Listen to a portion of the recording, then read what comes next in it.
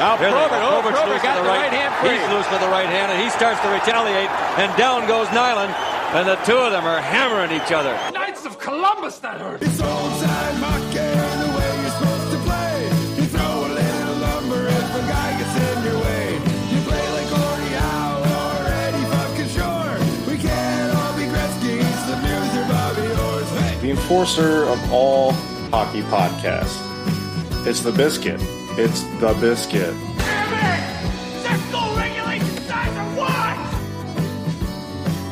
The enforcer of all hockey podcasts. God help the fucking day if fighting's ever banned. As our country will stop working on Sabatman's fucking cans. Hi, everybody. It's the Biscuit Podcast. Hey, wanna go? Yeah, okay. Good luck, man. Good luck to you too, buddy. All right, Biscuit babies. Can you hear that? Oh, that's a nice cold to the bat. Had 14 of them yesterday doing the podcast, so taking it a little easy, but we still got them cracked. My man Daniel is with me today. Daniel, how are you? I'm doing well. Just enjoying some sun in the afternoon here in Seattle. Now, you're living in Seattle, but you're an Islanders fan. What happened to you?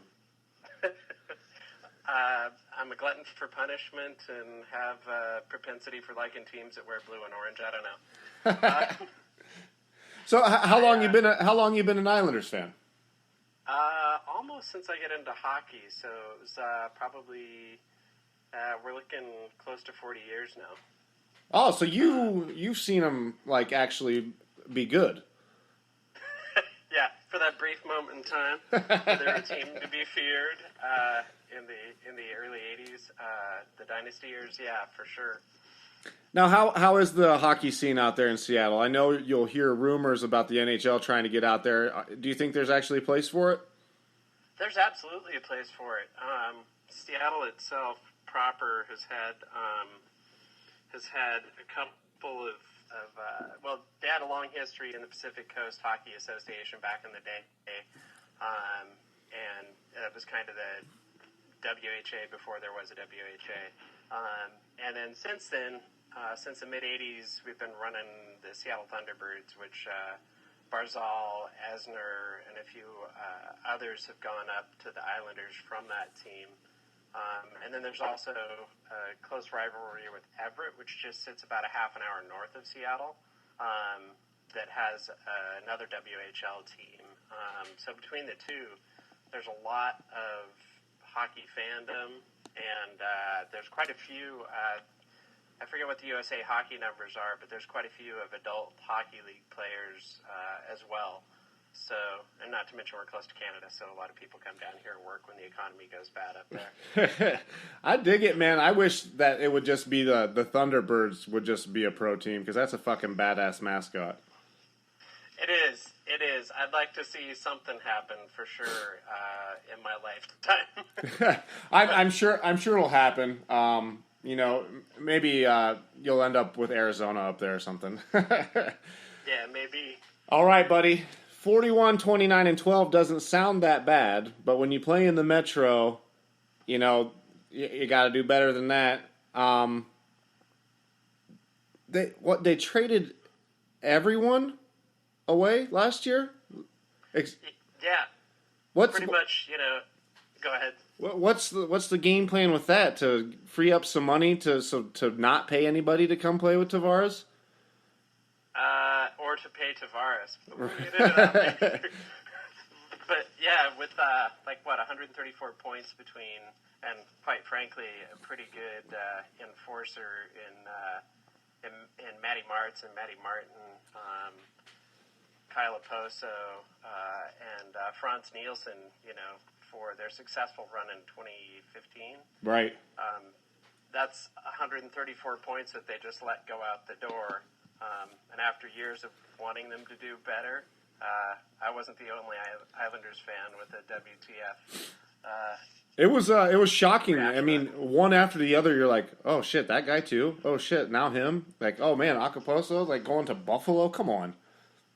Yeah, it was was a painful, especially after a 30-year rebuild and finally seeing a little bit of success. Yeah. It was surprising to say the least. Now there was some bright spots. Anders Lee played well. I think I'm a big fan of Ho-Sang. I dig that he wears the number he wears in 66, and I think you'll see him playing top 1-2 line minutes before the end of the season this year. Yeah, absolutely. Dude tore it up at the end of the season. But he played in 19 games, I think. Yeah, he didn't play many, but I mean, he started to catch fire there. Yeah, absolutely. And the youth definitely that they have in their system, like it'll be interesting to see the preseason with all the guys that they have in their system. With like Barzal, Beauvillier was proving himself last year, but with a year under his belt, is he going to play a lot better? Probably a second line winger or so. Maybe Bailey Barzal on that second line. I think depending on how Bailey plays, you could probably be looking at Tavares, Lee, and either Eberle or Bailey, depending on how they want to juggle that. Yeah. And then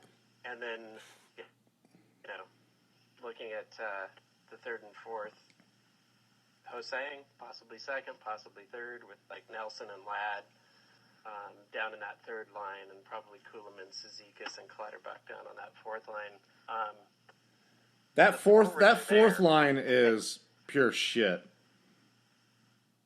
Well, yeah, there is that. But you got to have four-line scoring. I don't know if they'll have it this year, and that's one of the big question marks, right? Right now, a lot of rumors around the Islanders, and of course Matt Duchene with a bunch of teams. But you hear the Islanders brought up a lot. That would help, with that scoring problem. Yeah, it certainly would. I don't know personally, but it seems like a little bit of the hesitation in Snow making a move for Duchene and Tavares not signing his extension when it became available. Yeah. Back to play into it. Tavares has always been the Islander who wants to stay there, and he may have said, hey, let's get Duchene. That gives us a better chance. He's come out multiple times and said, I want to win the State Cup. Well, he ain't going to do it with that third line, unfortunately. Yeah. I like the guys, but it's going to be hard. Now, besides getting another piece in there to play with Tavares, they have to get the fuck out of Barclays Center. Hold on, you're breaking up. No problem. Can you hear me? Yeah. Yeah. Are you breaking up still? No, you sound good. I lost you. Can you hear me? Okay. Hello. On my side. Yeah, they have to get the hell out of Barclays Center. It's, I'm here. You there? Yeah, we're good. Here, hold on. All right, we back on? Yeah. Okay. Yeah, to answer your question, they got to get the hell out of Barclays Center, or to continue your statement, I guess, is more accurate. It's got the European League look with the SUV parked on the end of it. It's got it's so bad. The players complain about the ice. I mean, I spent a few games in the Nassau Coliseum as a fan, and man, I got to tell you, from what I've heard and seen from Barclays Center, it's prettier on the outside, but most of the folks would rather be in Nassau. Yeah, they would have been better off. It doesn't look like an NHL stadium, and Barclays, I don't even think they want them there. It's just they have them. Because that TV is that car it's a mockery. It's a total mockery, and Barclays doesn't want him there. They had signed a 25-year deal, and there's multiple reports out there that say, no, we want him out by the 2018-2019 season. So January, I think 30th, 2018. They both have opt-out clauses. Well, good. Go back to Long Island. Let's do it right. So, as far as the offseason, there wasn't a whole lot going on. Are you there, Daniel? Have him back in Long Island. Can you hear me? Yeah, I sure can. All right. Sorry about that. We're having a little technical difficulties, but we'll truck through it here. Now, as far as the offseason, not a whole lot has happened. So you got Prince being out now for 4 to 6 months. That hurts. And then Strome goes to Edmonton for Eberle. What do you make of that? What do you make of that?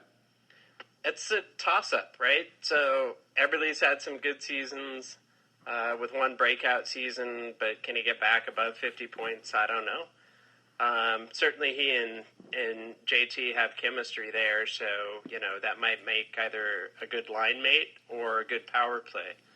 Given that the Islanders were 28th in the power play, they got nowhere to go but up. Yeah. So I would hope that would help that, but I'm not sure if he and JT play on the same line. Strome, I hated to see him go. He wasn't as productive last season as he was this season before, but a good kid, and I think he's quite a bit younger than Eberle, so he's probably got a few more years in him that Eberle doesn't have. So I think it could be a bit of a wash. Yeah, I think your point of bringing up the PowerPoint, I would like to see Tavares and him out there on that at least. That's got to get them better than 28th in the league. Yeah, they lost a ton of one-goal games, and the defensive pairings certainly, and well, we'll talk about the tenders in a minute, but the defensive pairing in the tenders, that's who loses one-goal games. It's not the forwards. The forwards are out there doing their job. It's giving up the puck when you shouldn't and letting it sneak into the net. Who is their top pair? Probably Letty Boychuk, but Boychuk had a subpar year for him. Yeah. We hired him. He's got a cannon of a shot. Good player, skates well, all that stuff. Had the whole package, and then a little bit, like my hometown baseball team, you put all the parts in one place, but doesn't always mean you're going to find success. So, they got pieces. I like a lot of their lines. I like Brock Nelson. I mentioned Ho-Sang. I think Lee and obviously Tavares is a fucking stud. But you get back and you get past that blue line and you get close to that net, and what the fuck is happening there? You got, like I said, Boychuk having a subpar year. Letty, when he's solid, is great, but that's not all the time. Like Calvin DeHaan, does a lot of good work back there. Seidenberg is hit or miss. Palak's hit or miss. We're gonna miss Hamonic, the Hammer, because loved watching that guy play. But one of the other guys who came up from the Thunderbirds is Thomas Hickey, which hopefully now that Hamonic is gone, Hickey's laid down some pretty serious hits. I was surprised to see Hamonic leave, to be honest with you. Oh, yeah, totally. I think it was a solid, honestly. I think it was, with all the spin around him wanting to come back to Western Canada, he had a lot of family issues. Yeah. Wanted to be closer to him. I think that he just said, I'll ride out this season, but I'd like to be traded. And I think it works out better for him to be closer to family, and quite frankly, the Flames aren't looking too bad. No, they sure as fuck aren't. Not looking too bad at all. They sure aren't. Especially with the addition of Hamonic. Yeah. But yeah, and not to mention, dude won a humanitarian award last year. He sure just did. A great player. Yeah. You hate to see those guys go. But, hopefully Hickey will step up and lay some more hits on people and make them afraid to come across that blue line. Now, we talked a little bit before the podcast here, and I thought you brought up a good point. You have to name a number one goalie. You can't have goalie by committee. It never works. No, it never works, and I don't know why. You've now gone through 2 ownership groups, 1 GM, 2 coaches, and they still seem to be doing that. The Berube experiment didn't work. You can't carry 3 goalies. And, it's hockey 101. If your goalie isn't confident, pucks are going to get into the back of the net. Yeah. That's why you don't snipe him during practice. You want to bring him into the game confident. And with this, put Greiss in, he has a bad couple of days or a couple of games or maybe a month, and then put Halak in, and maybe he has a bad couple of days, so you pull him back out and put Greiss in, and then last year sending Halak down to Bridgeport. Now, I don't see how they treated Halak last year, especially after how well he played in the World Cup. And yeah, he was playing a little slower there, but to send him down to the AHL, I think his brain is just mush now. Yeah, I mean, Waite seems to be a player's coach, and the players love him. And I would hope that he would have the wherewithal to name a number one goalie, whether that's Greiss or Halak, and say, you're our guy. Barring injury, of course, and of course you got to do trade-offs. But like a Murray-Fleury combination where you have your main guy, somebody comes in as the number two on a regular basis. Halak had a stellar year, played really well at the World Cup, and why they sent him down to the AHL and kept Berube up, I wish I could tell you. Yeah, but I've not been able to reconcile that in my head. It made no sense whatsoever, and like you said, if your goalie doesn't have confidence, he's not going to stop a puck to save his life. It's just not going to happen. And I've been reading a lot about this Soderstrom kid, but we're not going to see him. I wouldn't think much, if at all, this year. But he seems to be exciting the people there in New York for the future and the seasons to come. Oh, yeah, absolutely. There's plenty of discussion about Soderstrom and the kid from Latvia that we picked up from Tampa Bay, whose name I'm not going to try to butcher. Is that the kid that's staying in the KHL? Yeah, I do believe. Yeah, but if he gets more minutes, or Soderstrom, that's building for the future. But the tendies are right now kind of fixed that the Islanders need to figure out. And I think that's gonna be a focal point of this season for them. It's going to be trying to get somebody Tavares, and then what the hell's happening in the net. And I ultimately don't see them doing much of squat this year, to be honest. Like I had said, they were 41, 29, and 12. Do you think they beat that mark this coming season? You there? Yeah, can you hear me? Yeah, I can hear you.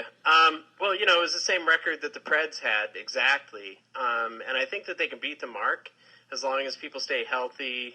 They like playing for weight. I think that, they had a shitty first part of last season because I'm not one to blame the coach, but I think when you have that dramatic a turnaround, there was a problem in the locker room. Right.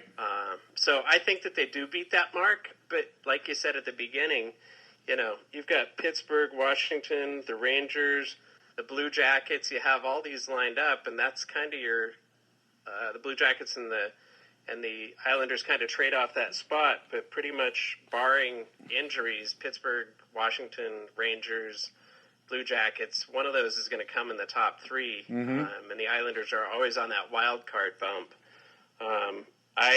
They could finish anywhere between the wild card and seventh. I mean, yeah, it's kind of hard to tell unless they figure out the goaltending situation. And quite frankly, they haven't signed Tavares yet. So yeah, how big of an issue does that become further on into the season where he still hasn't signed, and you end up in a Stamkos situation later on where you may just be getting rid of him at a deadline, and that ain't what they need to do. He's your franchise player. They got to sign him, especially with Johansson getting $10 million. Yeah, they got to pay him. They got to pay him. They got to pay up that he's not worth $10 million. Don't play anymore.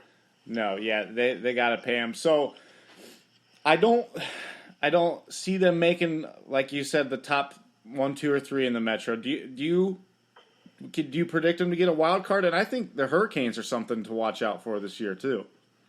Oh yeah, absolutely. It's really hard, right? I've spent a lifetime as an Islanders fan. I think JT, Waite, all these guys really want to see him succeed. If they get in, I would say it'd be the wild card. Anything above that would be miraculous. And as an Islanders fan, I'd be celebrating. But as discussing this analytically, they may not make it, and I'm sad to say it, but it could be the truth. So as I hope I eat those words. Right. Well, so as an Islanders fan, you're shooting for a wild card, and that's the playoffs, and after that, all bets are off. Yeah, absolutely. The Preds proved that last year. Right. They sneak in, and like I said, they had the same record as the Islanders. Who's to say what could have happened? But if you're in the Metro, you got to crack that 100 mark. Yep, you got to come with it. Yep. Or you're going to be sitting home. Who's going to be your 3 stars for the season, Daniel? You mean aside from Tavares? Yeah, we'll take Tavares off the list because obviously he's getting one. Who are your other 3 besides Tavares? I think Beauvillier is going to surprise people. I think Ho-Sang, I actually should transpose it as to. I think Ho-Sang and Beauvillier as youth are going to surprise people. Definitely Ho-Sang. And then we'll see what Eberle does. I've got high hopes for Eberle. Okay, man, I dig it, dude. And I've got high hopes for Ho-Sang. I like watching him play. He's exciting. Oh, yeah, absolutely. Me too. Hell yeah, man. Daniel, tell them where to find you on Twitter, bud. I'm on Twitter at Sounder to the Core, and my handle is Waiting for October. I'm also on LWOS _NY Isles. Either one of those I can be reached at the Last Word on Sports. I cover the Islanders on their side as well. So if you want to hit me up. Badmouth the Islanders, talk well about the Islanders, love talking about hockey, so yeah, and anytime. Your Twitter account's great, man, and I'll definitely look into your writing on the Last Word on sports too, so I'm excited about that. Daniel, thanks a lot, my man. I appreciate you coming on. All right, thank you, sir. Thanks for having me, and maybe we'll talk in the future. Oh, we definitely will, dude. You can bet your sweet ass on that. All righty. Bye, buddy. All right, have a good one. All right, Biscuit Babies. That was Daniel. Twitter name at Sounder to the Core. Make sure to check him out. He writes for the Last Word on Sports for the Isles, and he's a lot of fun on Twitter. Thanks for listening. No reads for this one. I'm not doing it. I love you guys. Freedom, hockey, the basket.